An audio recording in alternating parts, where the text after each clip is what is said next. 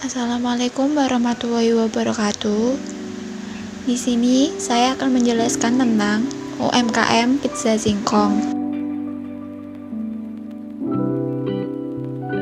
Sebelumnya, perkenalkan, nama saya Fiona Arhalina, NIM 2019-12-119, kelas akuntansi 3P. Pertama, saya akan menjelaskan tentang profil usaha. Nama usaha ini adalah Pizza Singkong. Jenis usaha ini merupakan usaha manufaktur, yaitu mengolah bahan mentah menjadi bahan jadi. Nama pemiliknya adalah saya sendiri, yaitu Fiona Arhalina. Alamat Mayong Kidul, RT 3, RW 2, Mayong, Jepara, Jawa Tengah. Nomor HP 089 538 58 52 808. Nama Instagramnya adalah pizzasingkong.co.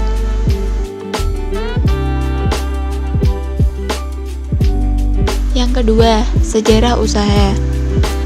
Ide bisnis berawal dari keinginan membuat makanan dengan inovasi baru yang berbahan baku mudah didapatkan, tetapi terlihat modern dan kekinian dengan rasa yang enak.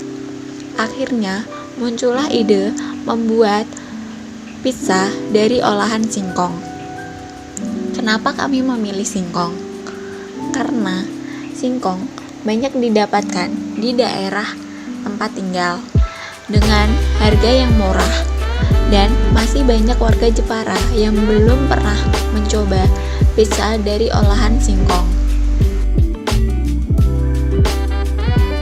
3. Bahan-bahan. Bahan-bahan yang diperlukan untuk membuat pizza singkong adalah 1. Singkong. 2. Bawang putih. 3. Tepung terigu. 4. Daging, sosis, keju, atau boleh ditambahkan bahan lainnya seperti bakso, jamur. Yang kelima, telur. 6. Bawang bombay. 7. Saus. 8. Paprika, serta boleh ditambahkan ragi atau tidak. Yang keempat adalah alat-alat. Alat-alat yang digunakan dalam proses pembuatan pizza singkong diantaranya 1. Wajan. 2. Kompor gas. 3. Pisau. 4. Mangkuk. 5. Rolling pan pizza. 6. Parutan keju. 7. Loyang flat pan. 8. Pemotong pizza. 9. Oven. Yang selanjutnya yaitu proses pembuatan pizza singkong. Dalam proses pembuatan pizza singkong ada beberapa tahapan. Di antaranya 1. Cara membuat adonan pizza singkong. Haluskan singkong. Singkong yang sudah halus dicampurkan dengan tepung terigu, ragi, dan telur. Aduk sampai rata. Setelah itu, adonan dibentuk bulat pipih di loyang. 2. Cara membuat topping. Tumis bawang putih, bawang bombay, dan daging atau topping lainnya. Kemudian, masukkan garam, lada, dan saus. Aduk sampai rata, lalu angkat. 3. Tuangkan dan ratakan adonan topping di atas adonan pizza singkong.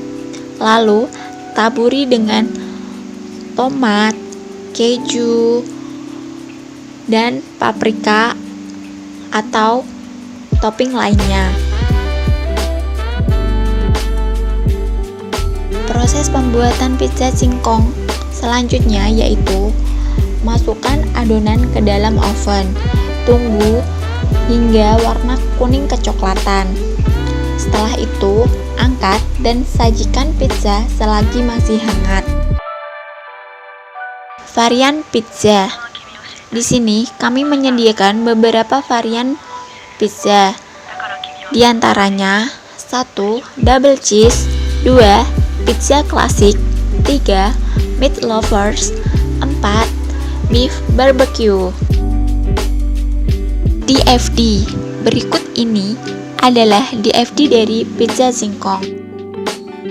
Gambar ini merupakan DFD dari siklus pengeluaran di UMKM pizza singkong ini.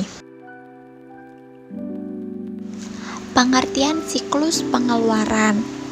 Siklus pengeluaran merupakan serangkaian aktivitas bisnis dan kegiatan pengolahan data yang berhubungan dengan pembelian dan pembayaran atas barang dan jasa yang dibeli.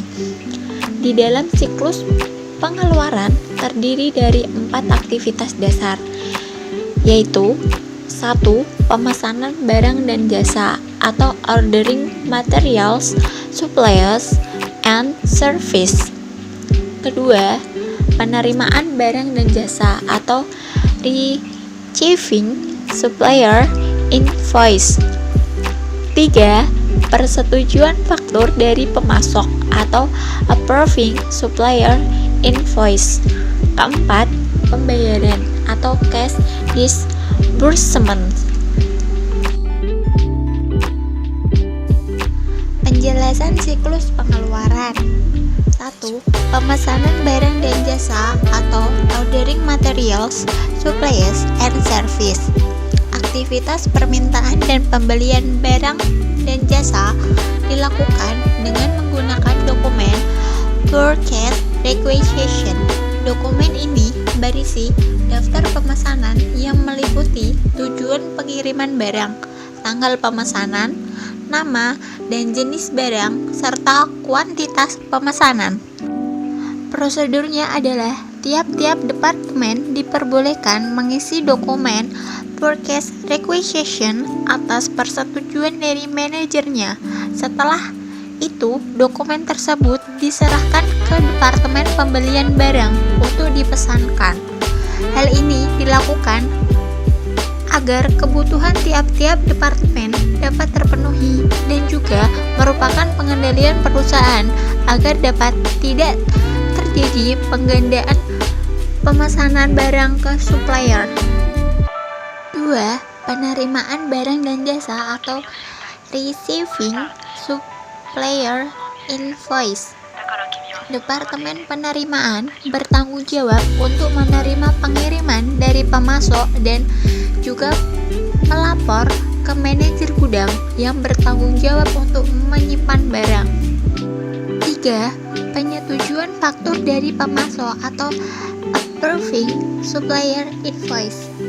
Ketika faktur pemasok diterima, Departemen Bagian Utang bertanggung jawab untuk mencocokkannya dengan pesanan pembelian dan laporan yang diterima. Hal ini merupakan pengendalian perusahaan agar dapat mengetahui berapa jumlah yang harus dibayar sesuai dengan jumlah barang yang telah diterima sesuai dengan kenyataannya. 4. Pembayaran atau cash disbursement. Aktivitas pembayaran atas pembelian barang dan jasa yang telah dilakukan dengan menggunakan dokumen pengeluaran kas. Dokumen ini berisi tanggal pembayaran, jumlah, harga yang harus dibayar, beserta nomor faktur. Pada jatuh tempo pembayaran, pihak supplier akan menagih perusahaan sesuai dengan dokumen tersebut.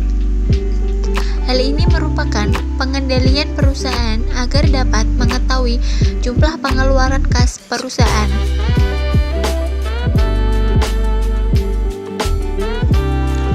Kesimpulan, dari aktivitas UMKM Pizza Singkong ini dapat disimpulkan bahwa usaha ini layak dijalankan karena permintaan dan penawarannya meningkat setiap tahunnya. Peluang usahanya juga menjanjikan.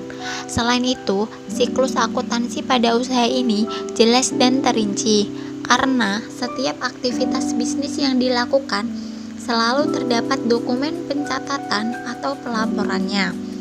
Hal tersebut meminimalisir total biaya dalam pengadaan dan pemeliharaan barang dan jasa yang diperlukan bagi operasional perusahaan, serta meminimalisir kesalahan pencatatan transaksi yang dapat menyebabkan kerugian. Keuntungan dari usaha ini adalah: 1. Bahan baku yang mudah didapatkan. 2. Bisnis makanan dari bahan baku singkong diprediksi dapat memperoleh keuntungan karena masyarakat semakin termotivasi untuk mencari makanan lain selain nasi sebagai makanan pokok sumber karbohidrat, terutama kalangan remaja. Mereka lebih memilih makanan modern dengan inovasi baru. 3. Kualitas alat dan bahan yang terjamin serta harga yang terjangkau. Untuk kelemahan usaha ini adalah: 1. Karena usaha ini masih baru, jadi masih susah untuk menarik konsumen. 2. Menjaga stabilitas pemasok singkong yang berkualitas dan mencari segmen yang tepat. Saya mohon maaf apabila ada kekurangan dan kesalahan dalam penyampaiannya. Semoga bermanfaat. Terima kasih.